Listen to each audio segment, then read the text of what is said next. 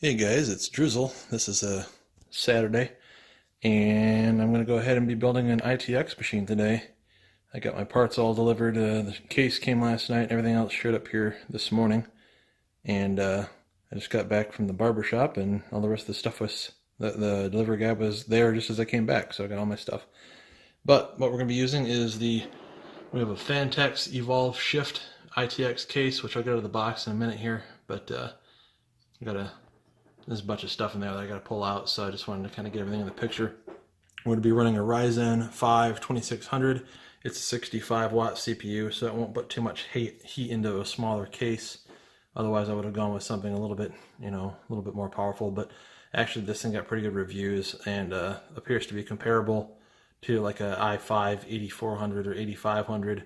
And it's better in multitasking because this is hyper-threaded, whereas those i5s I don't believe are. I think the i5, at least the 8400, is 6 cores, but no additional threads, where this is 6 cores and 12 threads. So for multi-threading, it will be faster. And like I say, very low power consumption, very little heat, which is nice. And then we've got our Guile Super Loose DDR4 3000. This is RGB memory. Pretty much everything I went with this time is going to be RGB. I've never done like a crazy lit up case setup before. And actually, I'm going to have to get some proper fans. Like, that's the only thing I don't have is enough RGB fans. I didn't really think about it when I ordered the stuff, and I sort of goofed. So I got what I got, and I'll have to get anything else later on.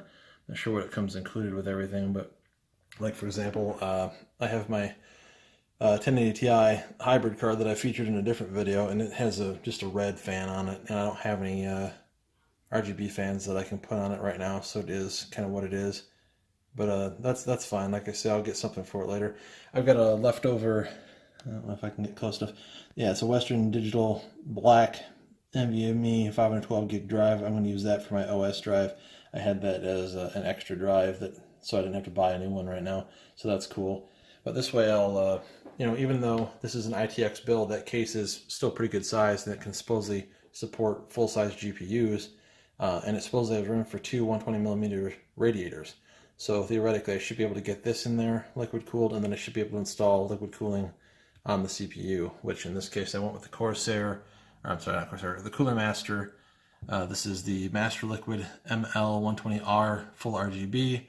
It's got some kind of a dual chambered cooling on it, and then the fans are look kind of small. I mean, they're 120mm, but it's like this, you've got kind of a beefier plastic, housing around the fan itself, and this, it looks kind of like they're a little bit smaller, maybe, to keep it as thin and as unobtrusive as possible for a small build. So that's cool. But that's a nice looking cooler, and like I say, it looks like it might come with two fans. I don't know if it actually does, or if it's just showing that on the box. We'll find out. But if it does, maybe I'll take one of the fans off that and put it on this, so we'll have our full RGB availability. And all these support MSI, Mystic Light, ASRock RGB LED, and Asus AuraSync. I was looking at an Asus motherboard, and I ended up going instead with this MSI. Let me get these out of the way here. We've got the B450 Gaming Plus AC socket AM4, and this will support first and second gen Ryzen processors. So if I ever had to get a different chip or something, or had to update the BIOS for some reason, that would work on a different chip if I wasn't able to use the one I had for whatever reason. But kind of annoyed the delivery, like the corner got a little crumpled on the box. I think that's my cat making noise, sorry. We got the FSP Dagger 600 watt fully modular ITX power supply, Gold Plus rated. That should be perfect for this build. And that's it for the components for now. I will be at some point getting, I forget the name of the company, but there's a company right now that's making fully RGB solid state drives, and I'm thinking of getting one of those to throw in there for additional storage, because I'm mostly going to use this for virtual reality, and like just to have it hooked up to my TV in the living room. And Kitty's talking to me, but yeah, it's like I'll be mostly running VR, so 500 gigs will go for a while, but it'll get used up quick enough. That said, I'm going to get everything unpacked, and then I'll be right back. Alright, so I got the motherboard and everything pretty much out of their cases, other than the liquid cooler, which I'll get out in a minute, but that's fine. We figure the box that this came in got a little scuffed on the inside, so clearly the delivery, like, they sent it in this freaking thing over here, this freaking envelope. They sent the whole box in that. Like it should have come in a package like that with, you know, package material around it. So I was a little bit concerned that there may or may not be a problem with the board. It looks fine. I don't see any damage or anything, but on the inside of the box it came in, some of the, like I'll show you, I'll flip this over here. Some of these little connections here, I think, kind of scraped against the inside of the box because there's little scuff points on the inside of the box. So that's a little concerning.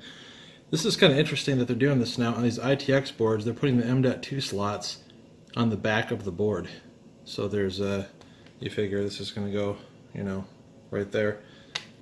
But they're putting them on the back now so they have more room to do whatever they're doing on the front. We've got 4 SATA 3 ports. We've got our 12 volt 24 pin connection for power. We've got our USB 3 header. We've got, there's only 2 fan headers on this board too, which is sort of a bum deal, but you can get splitters for those, and that's probably what I'm going to end up having to do if I want to do, you know, a bunch of RGB, but we'll see. Cat's just being silly, sorry. CPU power connection, 4 pin. We've got our power supply out. Nice tiny little thing. It does come with an adapter, so if you wanted to use this in a larger case, you could do so, but I don't know why you would buy an ITX supply unless you just had it extra. It would be kind of useless because, quite frankly, they're a bit more expensive for roughly similar capabilities to standard ATX size supplies. This is like $100 for this smaller 600 watt supply versus you could get a bigger one for probably less money with the same characteristics. But you know, you pay for big things come in little packages sometimes.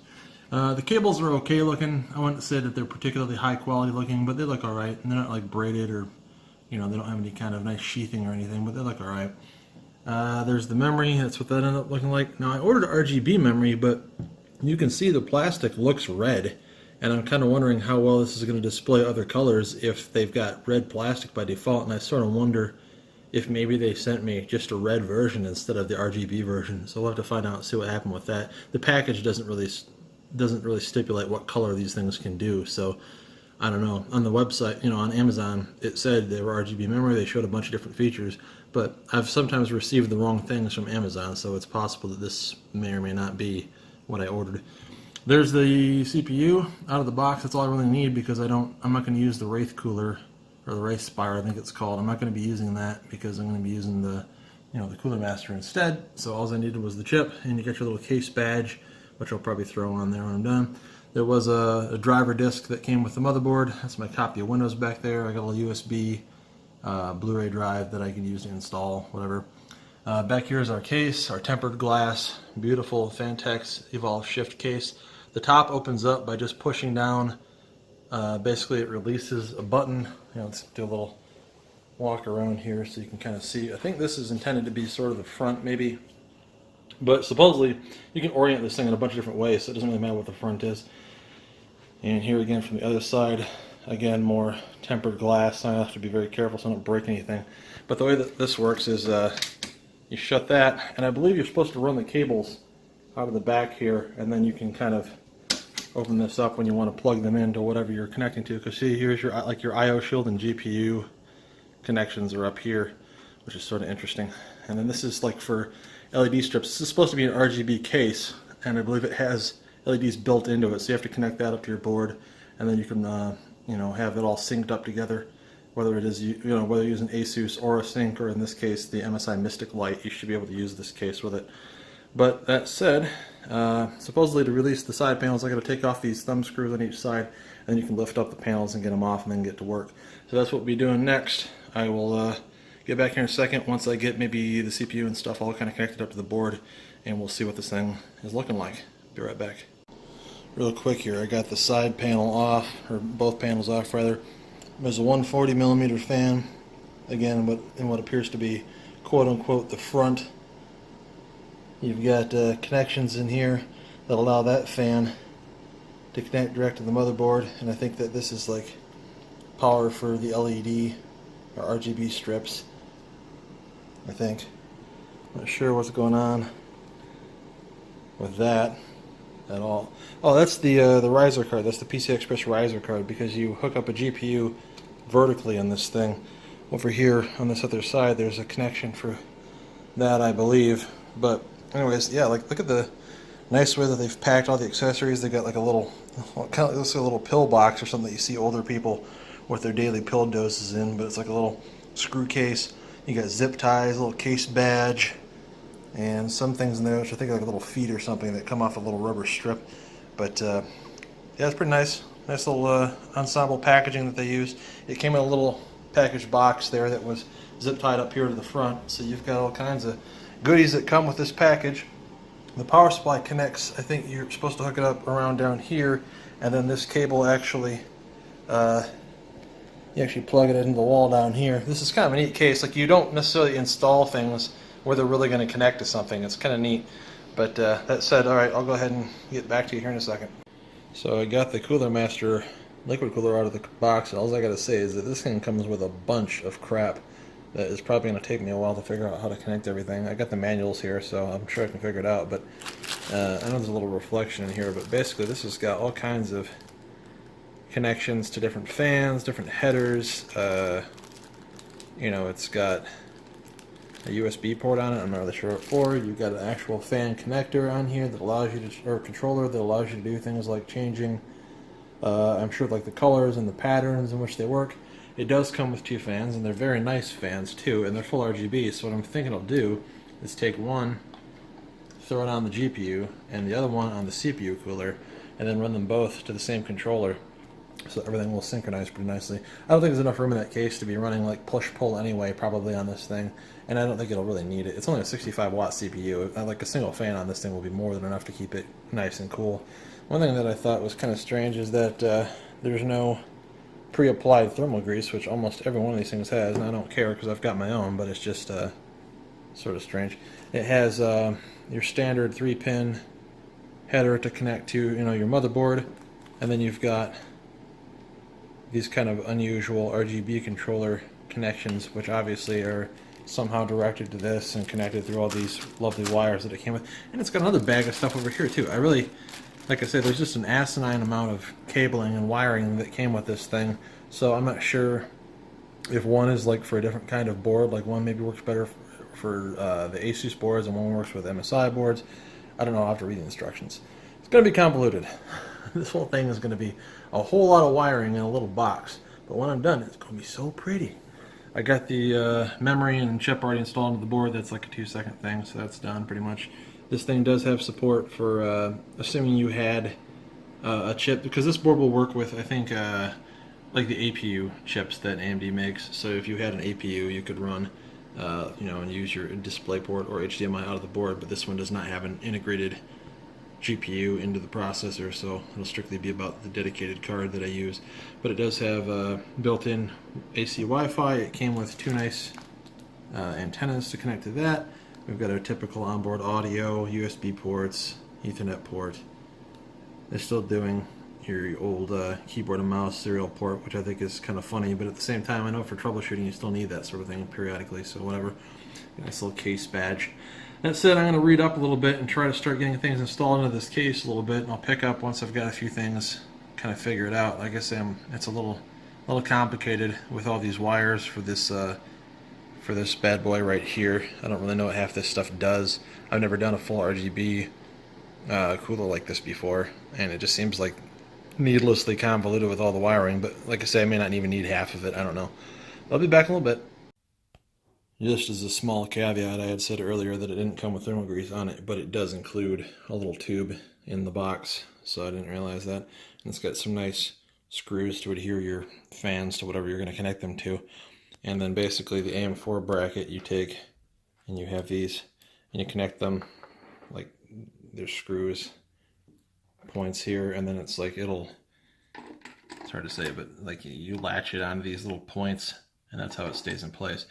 So that's going to be what I'm going to be working on next. This is looking like a little bit of a pain in the ass, but like I say, at least it did come with the thermal grease. It just wasn't already pre-applied to the block. Be right back. Just something I wanted to mention real quick. The geniuses at Cooler Master put the wrong screws in the wrong bags for this one. I don't know if it'll all come like that, if I just got unlucky. But basically, these screws were included with these kind of brackets. And the way you connect these to the water block is you kind of push this in and then you screw it into place in these points here. Well, the screws that I got in there now were included with those brackets, but these screws were included with these brackets, and these screws are too large. Very, very minor size difference, but just like probably, oh, I don't even know how many tenths of a millimeter difference there is, but those screws are too big and they don't fit into the bracket. They'll go through the holes in the plastic, but they won't thread into the bracket. So just bear that in mind if you buy one of these and you're using an AM4 socket and you're going to have to use these sorts of brackets. Make sure you use the smaller of the two screws that look like this. They came in the bag with these weird brackets. This is not an AM4 bracket, but they put the screws for the AM4 bracket in with where the hell this is. So just bear that in mind. I spent the last 10 minutes trying to figure out why I couldn't get the screws to really get a good bite, and then found that they had put the wrong screws in there. So just an FYI. Alright, be right back. Making a little progress here. This is really quite complicated. We've got our board here. I'm about ready to put that in. I just got my I/O shield installed. This is the connection for the riser card that's going to plug into my PCI Express slot. Then the video card will be installed on the other side. We got the power supply in. Got all the panels removed so I have more room.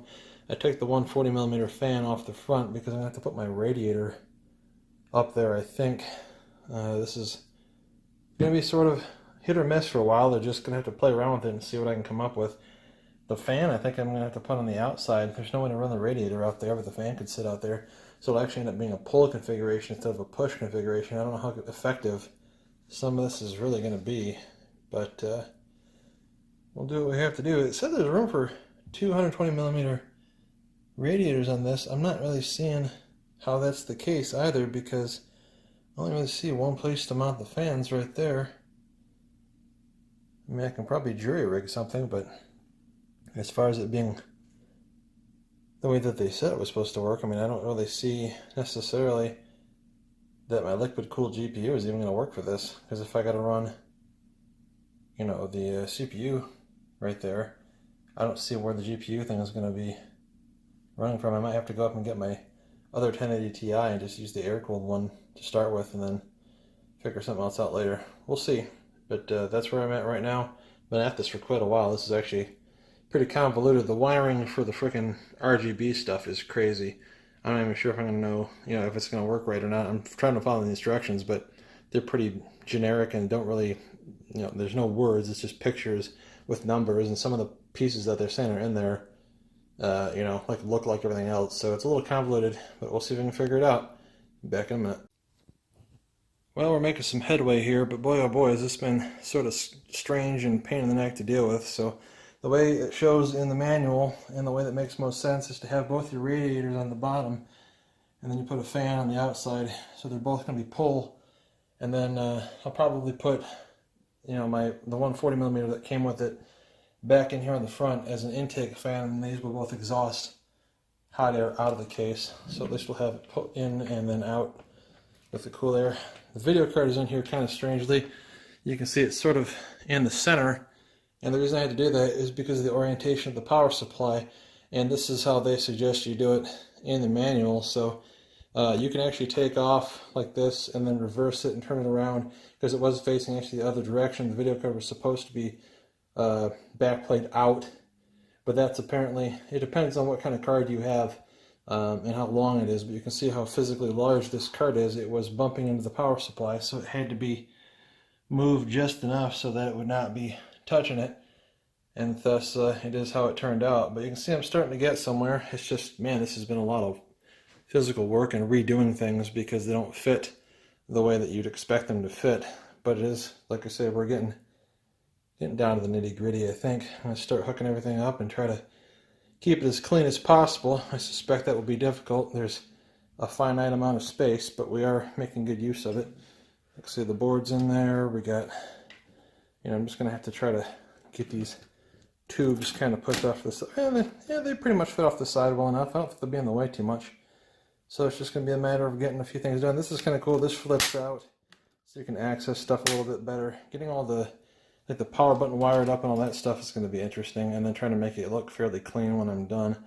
But I'll be back here in a little bit. We'll just keep chipping away at it. So we're making some more progress here. We've got pretty much everything connected. I've got my connection to the motherboard made here, USB 3 headers for the front of the case, CPU power, and the video card hooked up in back. I ended up reversing the order of the video card again. This is kind of a pain in the ass to spin this around here, but see, actually I got this facing back out, and you run your power cables down there, and you've got, actually I'm not sure what the hell that one's for yet. Oh yeah, it's the peripheral for the, you know, any SATA devices. There's like a one SATA connection that this thing uses to turn on and off for some reason. So I'm just basically need to hook the motherboard up to the power switch and try to figure out all of this BS for the RGB lighting, and that should be about the end of it. So at least we're, well, then I have to install Windows, but at least to get it turned on and see if the lights work. I don't think you'll need Windows for that. So I'll be back here in a little bit. Alright, we've pretty much got everything put back together here. Everything's connected up as far as I know. As far as the instructions would make it appear anyway, that I've got everything the way it's supposed to be. I got the base back on it, but not the rest of the side panels yet. I wanted to just kind of do a little rotation here and see if everything looks like it's missing. The back is pretty messy. I don't know how this is going to work out, honestly. Like, I don't know if that panel is going to be able to close or not with all that shit back there, but I'm not sure how else to wire it, so it may or may not work right off the bat. It may not even turn on, who knows. It's going to be one of them things. We're going to find out here in a minute. So I'll get everything connected back up here, get the side panels back on it, plug it in and see if it at least turns on, see if we get some lights, see what happens. Be right back. Alright, everything is put together. I had to reorient a bunch of crap. Apparently you can't put a fan on the outside and then put the cover over it. There's not enough space, even though I got the impression that it looked like it was designed for that. Maybe they make thinner fans than I've got, but whatever, it didn't work, so I had to get the fan on the inside, which just took like I had to reorient one of the radiators in there and turn it around so it would all be able to fit and everything would be, you know, not bumping into each other. I think everything's connected correctly. I connected it up the way that the instructions suggested in the Cooler Master instruction manual, so everything ought to work. As far as the lighting goes, it's hooked up the way they said to. You know, this looks pretty gangster. Let's see if we can peel off. Oh, look at that. Very shiny. Well, the next step is going to be to plug it into the wall and see if it turns on. Let's do that here in just a second. Alrighty, here it goes, huh? I got the lights out so it can have a little bit better effect.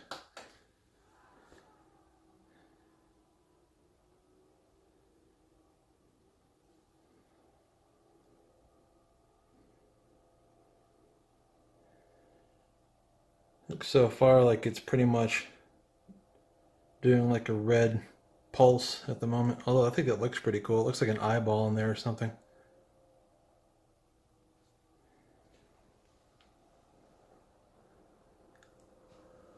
Now, I don't know if that one's working or not. I don't see any light down there. It seems like we'd be able to see it if it was working. So the fan on the bottom, I'm going to probably have to look into. See if I didn't hook something up correctly or something got disconnected at some point when I was trying to close everything up. That's the problem with this, is everything wedged in there really good and then just shutting the case and hoping everything works. But I may have missed something somewhere. But I think it looks pretty good. Like I say, I'll try to get all the RGB working and then do maybe a separate video later or tack it on at the end or something like that, because like I say, I'm going to have to hook it up and probably, I know that there's software like the MSI Mystic Light. I probably have to go through and configure that, and you know, I have to get Windows installed and everything first, so it is what it is. But at least it's powered on. That's a good sign. I hope it's posting. I don't really have any way to tell if it's doing that or not, because we're not hooked up to a monitor or anything, but looks nice. Well, that said, let me go ahead and turn the light back on here. There you go. I think it looks pretty nice. We've got our little Dagger power supply running it pretty good. We got our dial memory looking sharp. Nice little reflection in there. I've been on this for about 4 hours. It's definitely not a quick thing to put together. If you want to, I mean, it'd be a lot simpler if you were using air cooling instead of all-in-one coolers, and if you didn't use you know, a cooler like this one specifically that has all this RGB wiring that you have to set up, that definitely has a lot to do with why it took as long as it did. But that said, I appreciate everybody watching.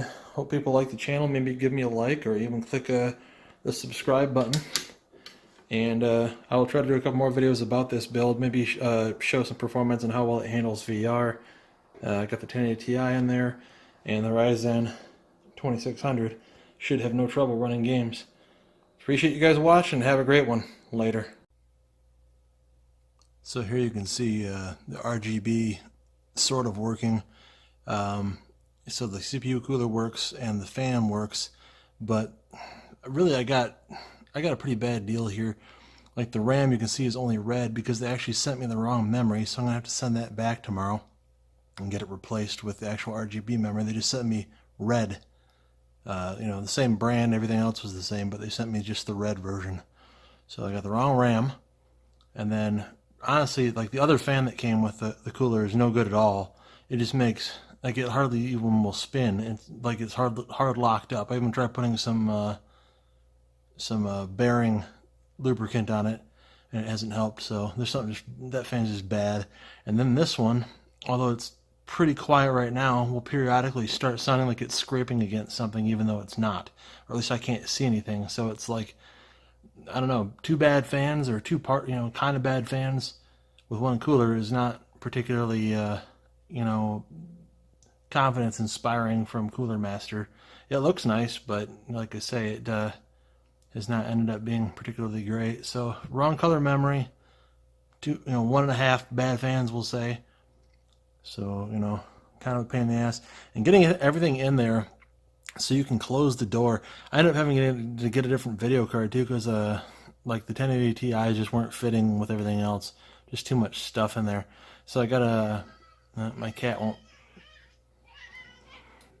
Pardon my cat. He likes to play at this time of night. Quiet down. It's okay. See?